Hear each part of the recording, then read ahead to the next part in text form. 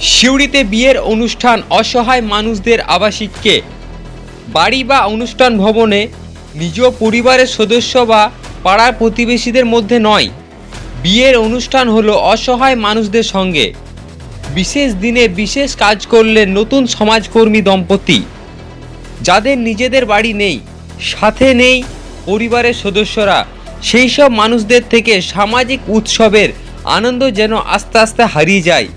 এই আনন্দ ফিরিয়ে দিতে অভিনব উদ্যোগ নিলেন সিউড়ির বাসিন্দা হবু সমাজকর্মী দম্পতি।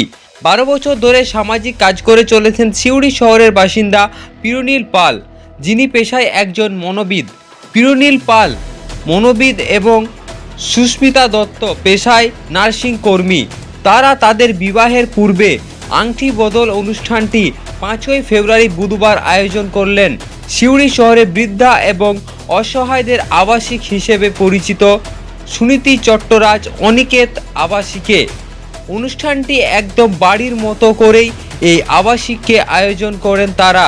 সম্পূর্ণ ঘরোয়া অনুষ্ঠানের মতন আমন্ত্রণ পর্ব থেকে শুরু করে আবাসিক সাজানো, কেটারিংয়ের আয়োজন করা হয়।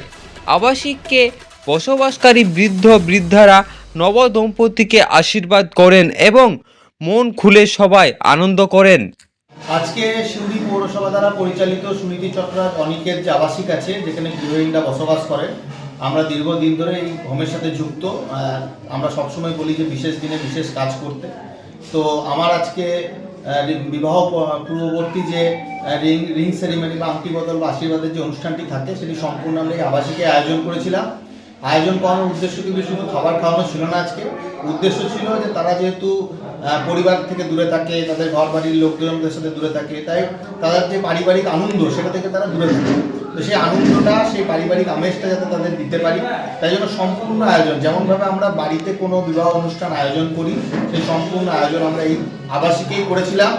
খাওয়া দাওয়ার ব্যবস্থা থেকে শুরু করে সমস্ত রিচুয়ালস আমরা এখানেই পালন করলাম এবং আবাসিকদের সবার দ্বারা আমরা আশীর্বাদ নিলাম যাতে আমরা আমাদের আগামী জীবন ভালো করে শুরু করতে পারি। এবং সবাইকে আহ্বান করবো যে শুধু কিছু কিনে না দিয়ে আপনারা আপনাদের অনুষ্ঠানগুলো এদের সাথে পালন করুন, যাতে আপনাদেরও ভালো লাগে এবং তাদেরও ভালো লাগে।